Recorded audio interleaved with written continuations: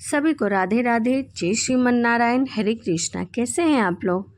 आशा करती हूँ कि भगवान हरि और पितरों की कृपा से आप सभी अच्छे हो, स्वस्थ हो। इसी कामना के साथ आज हम सुनेंगे अमावस्या व्रत की कथा। तो आइए मन में भगवान हरि का ध्यान करते हुए कथा को सुनते हैं। श्राद्ध पक्ष में सर्व पितृ अमावस्या की बहुत ही महत्वता है। यह पितरों को विदा करने की अंतिम तिथि है। अगर कोई श्राद्ध तिथि में किसी कारण से श्राद्ध न कर पाया हो या फिर श्राद्ध की तिथि मालूम न हो तो सर्व पितृ श्राद्ध अमावस्या का श्राद्ध किया जा सकता है। देवताओं के पितृगण अग्निवस्थान को सोमपथ लोक में निवास करते हैं। उनकी मानसी कन्या अच्छछोदा नाम की एक नदी के रूप में अवस्थित हुई। मत्स्य पुराण में अच्छछोद सरोवर और अच्छछोदा नदी का जिक्र मिलता है। एक बार अच्छछोदा ने 1000 वर्ष तक तपस्या की, जिससे प्रसन्न होकर देवताओं के पितृगण अग्नि, अश्वताप और महर्षि पद अपने अन्य पितृगण अमावस्या के साथ अच्छछोदा को वरदान देने के लिए अश्विनी अमावस के दिन वहां उपस्थित हुए।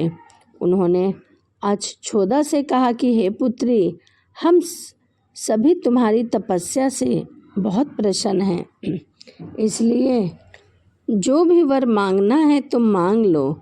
लेकिन अच्छछोदा ने अपने पितरों की तरफ ध्यान नहीं दिया और वह अति तेजस्वी पितृ अमावस्या को अपलक निहारती रही। पितरों के बार बार कहने पर भी उसने कोई जवाब नहीं दिया। पितरों के कहने पर उन्होंने कहा, हे भगवान, क्या आप मुझे सचमुच वरदान देना चाहते हैं? इस पर तेजस्वी पितृ अमावस्या ने कहा, हे अच्छछोदा, वरदान पर तुम्हारा अधिकार सिद्ध है, इसीलिए निसंकोच होकर मांगो।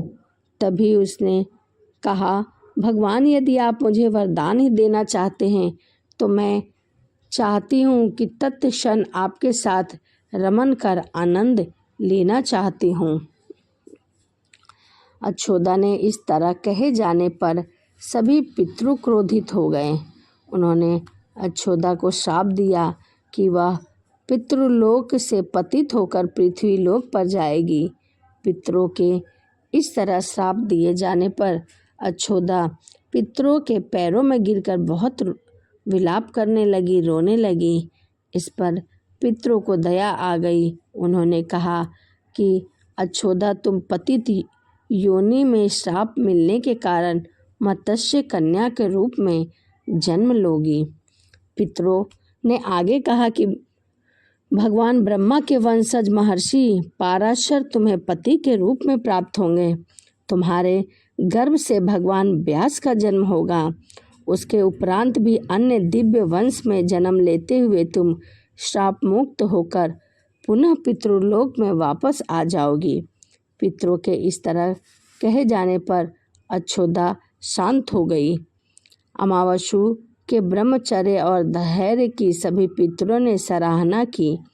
वह वरदान दिया कि यह अमावस्या की तिथि अमावस्या के नाम से जानी जाएगी। जो प्राणी किसी भी दिन श्राद्ध न कर पाया हो, पितरों को तर्पण न कर पाया हो किसी कारणवश, वह अमावस्या की तिथि अमावस्या के दिन तर्पण कर सकता है, श्राद्ध कर सकता है। किसी भी दिन श्राद्ध न करे लेकिन वह अमावस्या के दिन श्राद्ध तर्पण करके सभी बीते हुए 14 दिनों का पुनः फल प्राप्त कर सकता है और उससे उसके जो पितृ हैं वह तृप्त हो जाएंगे, संतुष्ट हो जाएंगे।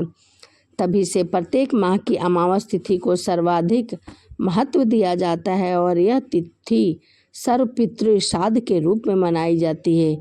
महीने की प्रत्येक अमावस्या को पितृ को समर्पित कर दिया गया है। इस दिन पितृ के लिए भोजन और श्राद्ध की जाती है। उसी पाप के प्रायश्चित हेतु कालांतर में यही अच्छोदा महर्षि पराशर की पत्नी एवं वेद व्यास की माता सत्यवती बनी। तत्पश्चात समुद्र के अंशभूत शांतनु की पत्नी हुई और 2 पुत्र चित्रगन तथा विचित्र वीर्य को जन्म दिया था। इन्हीं के नाम से कलयुग में अष्टंगा श्राद्ध मनाया जाता है। तो यह अमावास्या और श्राद्ध की कथा थी। वीडियो आपको कैसी लगी कमेंट में ज़रूर राधे राधे लिखिएगा। और आप भी अमावस के दिन अपने पितरों का तर्पण करें, अपने पितरों के नाम का किसी गरीब को भोजन कराएं, ब्राह्मण को भोजन कराएं। इससे आपके पितृ जो हैं वो प्रसन्न होंगे और आपकी सभी मनोकामनाएं पूर्ण करेंगे। तो चलिए इसी के साथ वीडियो को समाप्त करते हैं और मिलते हैं अगली वीडियो में। सभी को राधे राधे। जय श्रीमन नारायण। हरे कृष्णा।